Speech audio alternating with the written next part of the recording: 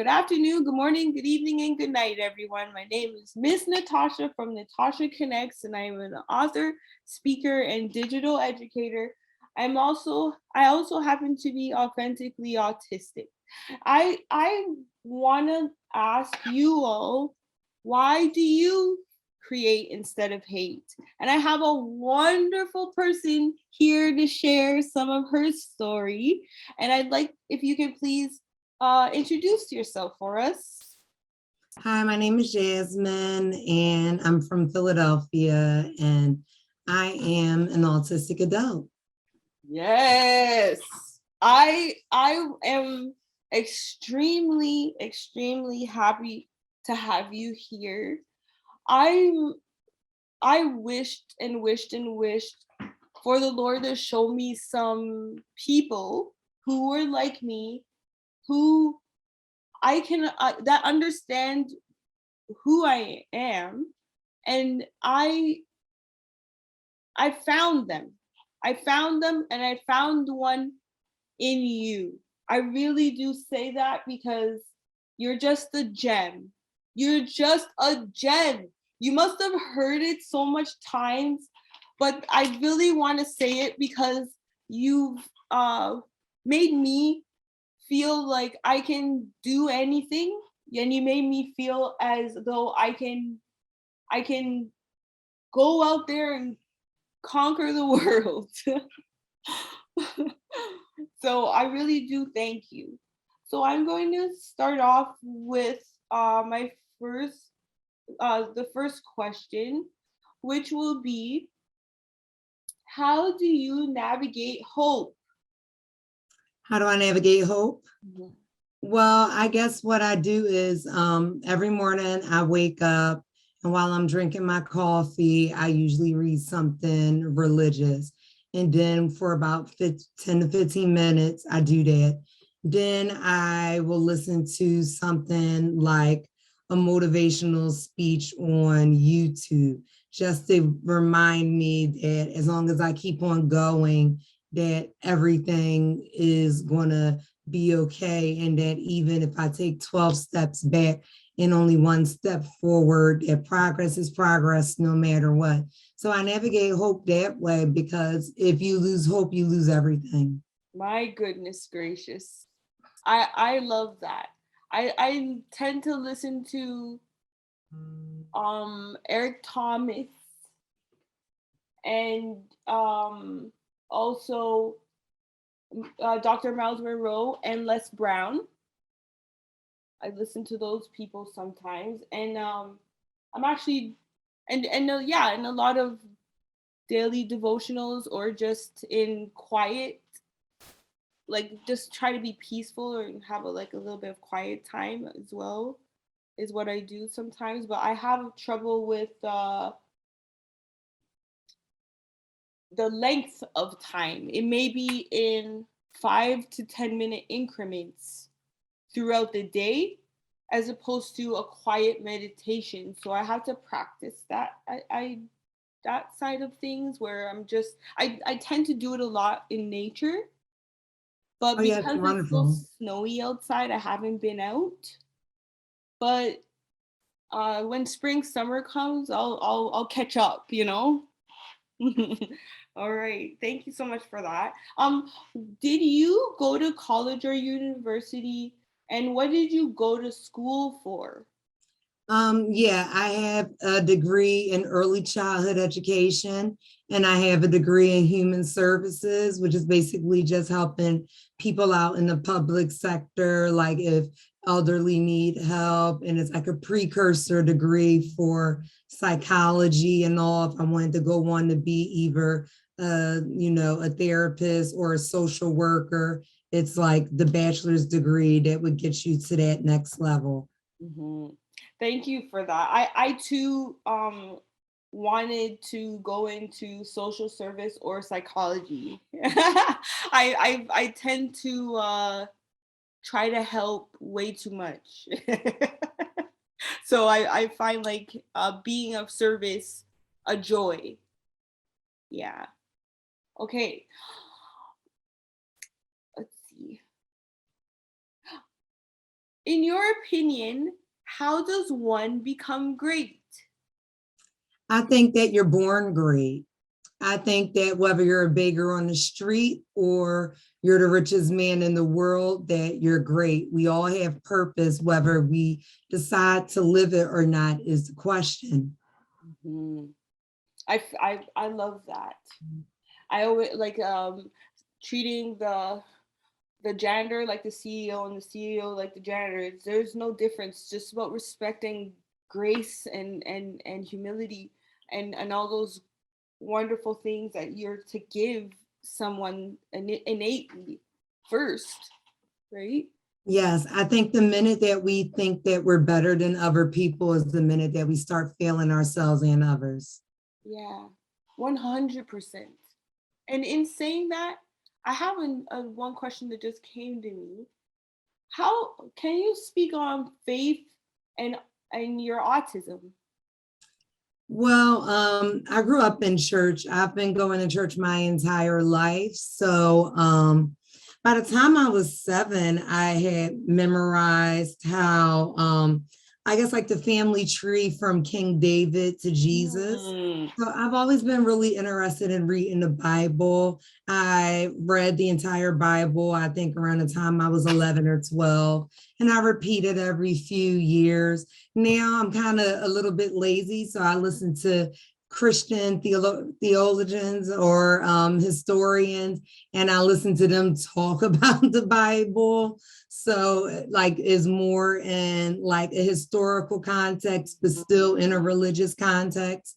So I would just say that my faith has always played a big part in my life, even when I tend to turn my back on it, because I can say that I haven't always been a perfect Christian whatsoever. I for a We long falter. time lost faith. I lost faith for a while because I wondered, why would a good God make me this way when I was in my late teens and early 20s. And it took me for having my children to realize, oh, he made me this way because they needed a mother like them.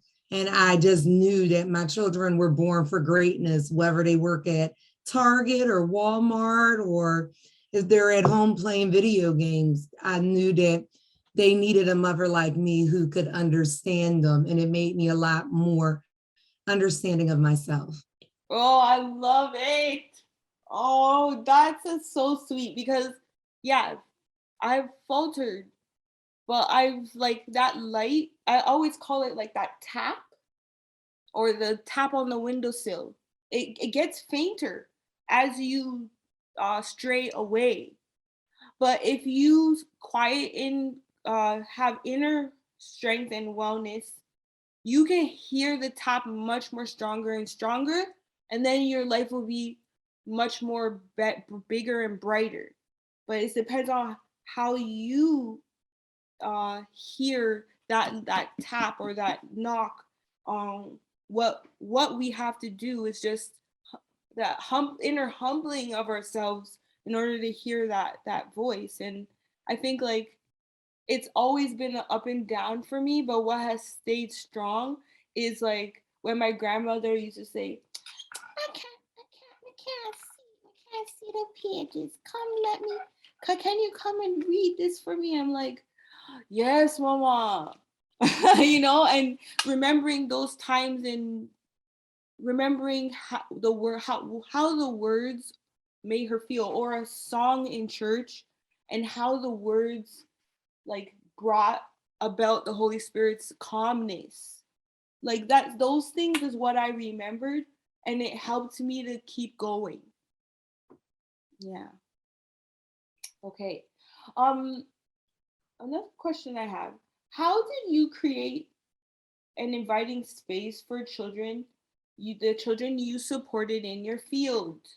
Because I say that because a lot of the times, if you're working alone, there's times where I worked alone, there's times where I worked with others. They didn't understand the love and grace I gave to all children. They only give love and grace to only some. So the way I did it was, no, everyone's getting this. let's try to make this a happy space for all, like universal design. So yeah, that's why I asked. Well, I would say that luckily, I feel like, especially when I was working in schools, I felt like I had never grown up. Even now, I still Yeah. quite don't feel like an adult, even though I'll be 36 in a few months. So it was a lot easier for me to understand the children. My memory is very vivid, so I can't even remember how I felt at that age. So it made me a lot more empathetic to the children. I know what it's like to be a child that's left out. So I wouldn't want to leave out any children just because they're different or because they're parents or their race or anything. So I just always wanted all the children to be able to join into their level of comfortability. And I guess that's really it, is that I find kids a lot easier to get along with than adults because I understand their honesty, their joyfulness, and their like just zest for life so much more than I understand a lot of adults. Same, And they're just same. refreshing. Maybe it's just because I lost a lot of that as I got older because of the things I went through. That being around children was very refreshing for me. Mm-hmm. There's a okay, there's chaotic peace. How about that? Because that's just about to say there's a peace that comes with them, but it's also like like all day, every day. So, but I hear that, and I'm accepting that. I can honestly say that that's how I would place myself in those spaces, and I'm just like a big kid. Like I will come in a dinosaur costume and just be like, let's do a singing circle, or let's try to do some cartwheels or something outside in the grass, like those little types of moments. Some children, they live in apartments, they don't even get a chance to go outside. They don't know anything about what it's like because they're consistently indoors. And so I really like I really love that you understand, because some people, like, they're lawyers, they're doctors, you don't get to converse with someone who understands your background. Yeah, So that's absolutely true. And unfortunately, a lot of children may not hear positivity often. A lot of parents may not have it to give to their children. You don't know what kind of trauma or upset or hopelessness they might have in their life. So, I mean, I've met so many even adults who say, like you've heard Adele talking about her teacher from like years ago and how she had influenced her so much. You never know that you might say something to someone when they're 5 years old and they hold on to that their entire lives. So early in childhood education is very important because since their parents have to work and all, you are a very important part of laying the foundation for who they become later in life. absolutely. I always say I'm like Nanny McPhee and Miss Frizzle. Okay. All right. How do you maximize the return on your time? As far as when I was a teacher, or I Oh guess yes, now? I would say I'm gonna say now, because with the children and being a mom, it's different. You take some things from the job and you can reverse, you can interchange both. But now you have two humans for yourself, and it's like, okay, there you go. Well, since I've become a stay-at-home mom, I found it to be a little bit more difficult because it's unlike when you're a teacher, you get a break, you get to go home, you get your peace. But when you're a mom, I mean, I wake up 5 o'clock at every morning to try to get myself mentally prepared. But now my children wake up at 5 o'clock in the morning. And there's no way in the world I can wake up any earlier than that. So, they go to bed early though. They go to bed at 7. So I wear my headphones a lot. So if I'm making breakfast, I'm listening to my motivational speeches then, or I'll play gospel hip hop with them. We dance around the living room every morning. They complain about my music every morning. And, I just try to integrate our time together. Luckily, and like I said, my son really loves Super Mario. I don't know if you can see his light. It's like a Mario thing. So I'm lucky because we all like Mario. So the fact that we have so many like interests, it really helps a lot. My daughter likes Mario as well as my husband. So we just try to meet them where they are. And they're at the age now where I can just be like, hey, Mom needs a second. And then I go into the bathroom, I put my headphones on, and it might be tears, it might just be music. And within 3-4 minutes, I'm out the bathroom and I'm ready for round 20 or wherever I'm at that point of the day. When I heard you say, when I heard you say that you used earphones, I started to cry because why didn't I think of that? They're happy tears. Whew. I said, why didn't I think of that? I struggled so much. And the earphones outside of the like earphones help me so much. Even when I go to the grocery store and stuff, I have to put it on. If I don't have it, it's like, I don't know. But I never thought about it at home. Like, duh, you can use it at home too. I could have I could have brought myself down and more and been a bit more attentive if I just did that. So that was like huge for me when I heard you say that, because it just makes it like much more bigger and brighter, it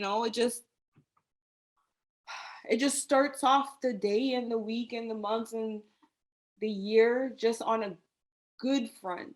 And whatever else happens, you're able to deal with it, and you're able to deal with it in your way, not other like what I would do is listen to how like other people and what they say to do instead of listen to what I need.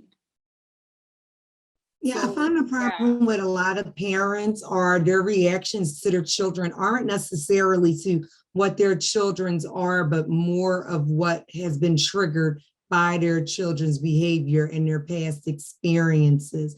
And unfortunately, with people with autism, loud noises or yelling or, kids being like my kids love, I hate you, Mom, like things like that. They're very small, so I understand they don't have the words to really express what it is they mean. That it can be very triggering, but it's just reminding yourself that that's your stuff, not theirs. And so I have to constantly remind myself that's why I'm always listening to preaching. I'm always listening to, I have a happy music playlist. I have playlists for everything. I also have a board on my wall for if you're feeling overstimulated, do these 14 things. I have things up that show me like calming down techniques. I also have things I could do throughout the day, like, hey, maybe do one nice thing for yourself. Hey, maybe remember positivity, get through the day, and then do it again tomorrow. Like just stuff like that to remind myself that it's not up to them or anyone else to create a happy or welcoming environment for myself, that my happiness and everything is dependent on myself. And if I have to work much harder than other people, which I do because growing up autistic, does cause a lot of depression that I just have to work very hard. And that's just what it is. Acceptance is the biggest gift you can have as an autistic person. I'm gonna clap for you. Thank you for that. I really like, oh man, blessed. It's so blessed. So blessed. I feel very, very blessed right now. And that's what I feel. And I'm just I'm just overjoyed. Okay. I'm going to ask one more question. I think actually I'm gonna ask two because I think you already answered this one. What do you do for you? I think that you already answered it. For me, if I could say anything else, I probably do for myself. I make sure that I get dressed every day because if it's up to me, I would stay in the same sweatpants 4 or 5 days a week, the same t-shirt. When I first became a mom, probably for the first 3 years, my husband was reminding me, didn't you wear that shirt since Sunday? And it was Thursday. So for myself, I consider it a win just to be able to say, hey, I got dressed today. And I know it might seem like nothing to a lot of people because they have to get up and get dressed and go to work every day. But when you're dealing with depression, normal, non-depressed people, this is their baseline. My baseline is here. So it takes a lot of work just for me to get up to here. So for me, that's a win. So for myself, I do that. I walk the dog every day. I exercise every day. I drink water. I moisturize. Shea butter is your friend. Yes, and yes, and yes. Yes, and yes. I don't know what else to say about that one because that's exactly right. Oh, and animals are so healing. I have a cat and a dog, and they said, I read an article saying that rubbing your pet releases serotonin and it actually helps calm and relaxes you. My cat touches my face when she realizes I'm upset, or if one of my kids is sick, she's right at their feet until they're feeling better. So, I mean, you're always lucky to find a good animal. Oh, pet mom, dad, pet people. To me, I wanted to do a whole series on that one day because I've been meeting so many different pet moms and dads who they just are, they're just like they're just peaceful. They say they're more peaceful is the short and tall of it. They say they're more peaceful and they're just like life is not so daunting. Yes, and I understand my animals a lot more than I understand adults my age. I go to church. I can believe. And going to church is another thing I usually do because it's like little hour increments. Then I can run home and I can rock, drink my tea, self-soothe and said, okay, I did my human thing for the week. Yes. Because I don't go out too often. I live in a big city. I live in Philadelphia. It's very overstimulating for me, unfortunately. Yes, I agree. I haven't been to church since the pandemic. I look onto the internet and the online stuff instead, like elevation church. Oh, nice. Yeah, I just do that because he's just bringing the heat all the time. So I'm a member of Knisa Fellowship, so like that's a church that we would go to most of the time. But it's just I'm getting in my head about the amoebas in the that's out there in the world, and I don't want to give it, I don't want to get it, and I don't want to be able to find like I'm the cause of someone else's pain. So that's a whole nother story there. But I've been finding that I'm more in I've been the voice is so loud. It's like I'm getting hugged all the time that I'm not I'm missing church, but I'm more connected spiritually. God is everywhere. He's And not just in the essential. church. We're only in church 1 hour a week. He's with Yeah, us for 24/7, 7. So I miss I the think that's what's music though. matter. Like them, like here, like being there and hearing the music, it just does something. So I miss that. So I'm like, okay, when is all this gonna stop? Cause I want to go. Or I was thinking they do something like in something like church in the park or something. Oh yeah, Like a that'd nice, be great. it's something, everyone in their little pods, and then you have a little, I don't know. It was on my heart. Yeah, the music gets to me as well. I'll listen to the music and then I'll like find it on my phone and just play it all week. For some reason, music rejuvenates my soul. It really Mm. does.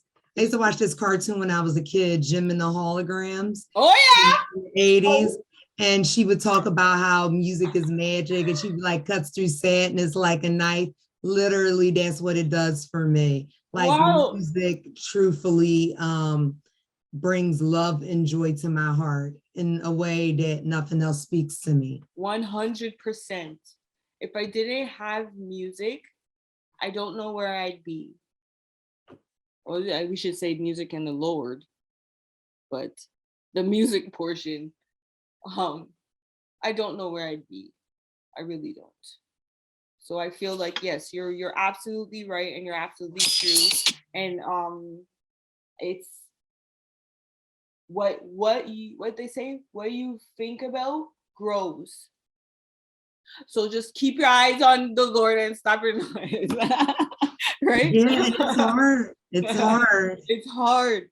It's It so much. definitely is because there's always somebody who negativity is Yeah. a poison that sprouts like wildfire. And Yeah. unfortunately, being an autistic person, Mm. years of my life being bullied, Mm. negativity Mm, has mm, kind mm. of attached itself to me. So, like I said, I have to work Double. so hard in order to make sure that I can keep a positive outlook, especially for my children and my family, because Mm. God knows I don't want my kids to look back and they say, oh, what do you remember about your mom growing up? And they say, oh, mommy was sad all the time. That would break Mm. my heart. So I Mm, work mm, as mm, mm, hard as I mm. can to just try to be a little bit of light in their lives. They might say, oh, mommy complains a lot. Yeah, but they won't say she was like always crying on Amen to that. them. Amen to that. And on that note, I'm going to just say my spiel now about why I started Create Don't Hate.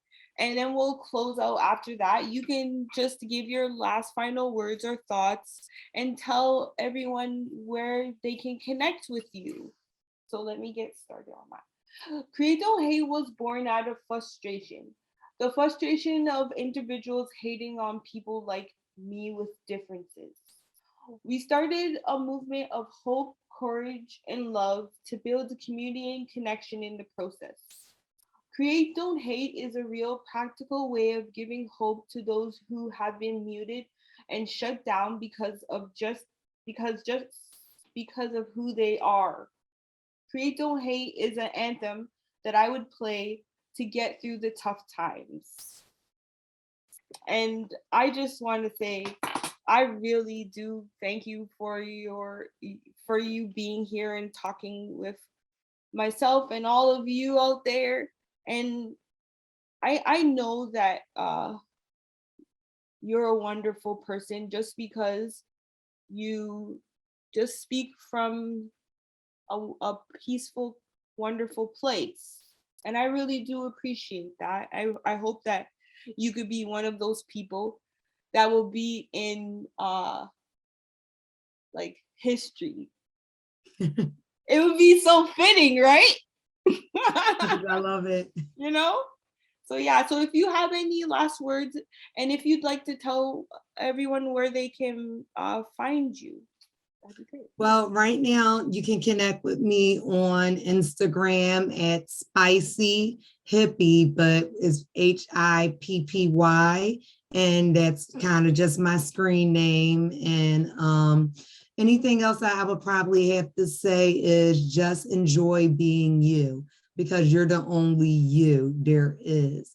And how lucky were you to be born you, because nobody else has that privilege. So just no matter what your disability, no matter what people have said, you have the right to be you exactly the way you are or want to be. And like I always say, we only have one life, and we were very lucky to get that one life. And we need to be ourselves. What a shame it would be to live an entire life and you never took that chance just to be who you wanted to be. So, I mean, it took me 30 something years to realize that. And I'm hoping I just have a few more years, God willing, to just enjoy being me. And I hope that no matter what age you are, whether you're 15 or 50 or 100, that you just go out there and you realize that you should love yourself the way that God loves you, and give yourself the love you give other people, and just, rock it. Thank you. Thank you.